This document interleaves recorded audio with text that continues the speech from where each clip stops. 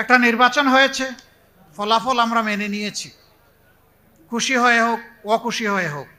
আমরা ওই কালচারে যেতে চাইনি যে আমরা এই ফলাফল মানি না, কারচুপি হয়েছে, এই ফলাফল বাতিল করতে হবে না, আমরা এই দাবি তুলিনি। আমরা বলেছি কষ্ট আছে বুকে, কিন্তু মেনে নিলাম। আমরা গঠনমূলক বিরোধী দল হিসাবে দায়িত্ব পালন করতে চাই, কিন্তু আমরা অনুগত বিরোধী দল হব না। অনুগত বিরোধী দলের রূপ বাংলাদেশ বহুবার দেখেছে। তারা জনগণের রাইটের পক্ষে কথা বলে নাই, তারা এস্টাবলিশমেন্টকে অন্ধভাবে সহযোগিতা করেছে। আমাদের পলিসি ক্লিয়ার, তাআওয়ানু আলাল বিররি ওয়াত তাকওয়া ওয়ালা তাআওয়ানু আলাল ইসমি ওয়াল উদওয়ান।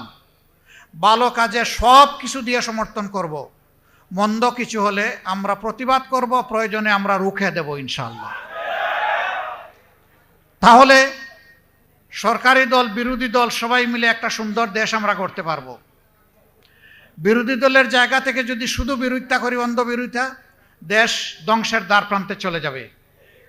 আবার সরকারি দল যদি বিরোধী দলকে দমনের নীতি অতীতের মতো অনুসরণ করে, তাও দেশ যাবে রসাতলে, ক্ষতিগ্রস্ত হবে দেশবাসী। এইখানে সবচেয়ে বড় দায়িত্ব পালন করতে হবে সরকারি দলকে। সরকারি দল যদি দায়িত্বশীলতার সাথে মানুষের আমানতদারি রক্ষা করে, যদি তারা অন্যায় অপরাধ বন্ধ করতে পারেন, দুর্নীতি বন্ধ করতে পারেন, চাঁদাবাজি বন্ধ করতে পারেন, আমি বিশ্বাস করি 5 বছরে এই দেশ পরিপূর্ণভাবে বদলে যাবে ইনশাআল্লাহ।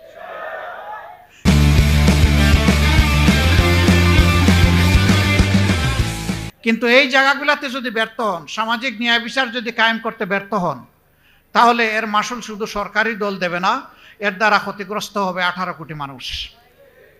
দোয়া করবেন আমরা বিরোধী দল হিসাবে যেন চৌকস পাহারাদারের দায়িত্ব পালন করতে পারি, চোখ যেন সবসময় জনগণের অধিকারের দিকে খাড়া রাখতে পারি, স্থির রাখতে পারি, আল্লাহকে যেন ভয় করে চলতে পারি। আল্লাহর বিধানের লঙ্ঘন হয় এমন কিছু যেন আমরা মেনে না নেই। আপনারা আমাদের জন্য দোয়া করবেন।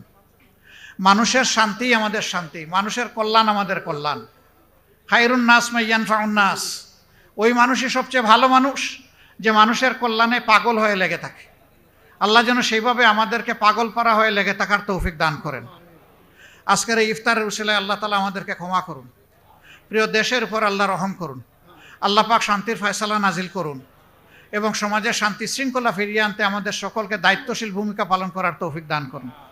আমার জন্য দোয়া করবেন। আমার জীবনে আমি কখনো যে জায়গায় বসে সংসদ অধিবেশন হয়, এমপি সাহেবরা যেখানে বসেন, সেই জায়গাটা এখনও আমার দেখার সুযোগ হয় নাই। আল্লাহ যদি আমাকে হায়াত দেন, বাঁচাইয়া রাখেন, তাইলে এই 12 তারিখ দেখার সুযোগ হবে আমার। কাজেই পার্লামেন্টের জন্য আমি একজন শিশু। আল্লাহ যেন এই শিশুটাকে আপনাদের দুয়ার বরকতে সাহায্য করেন, খালেস পাবে। আমি যেন জাতির পাহারাদারের দায়িত্ব পালন করতে পারি, আমি যেন ন্যায়সঙ্গত ভূমিকা পালন করতে পারি, আমি যেন নেপোটিজমের ঊর্ধ্বে থাকতে পারি, আমি যেন আমার মানবিক চাহিদাকে পিছনে রেখে জনগণের চাহিদাকে প্রাধান্য দিতে পারি। আল্লাহ সেই তৌফিক যেন আমাকে দান করেন।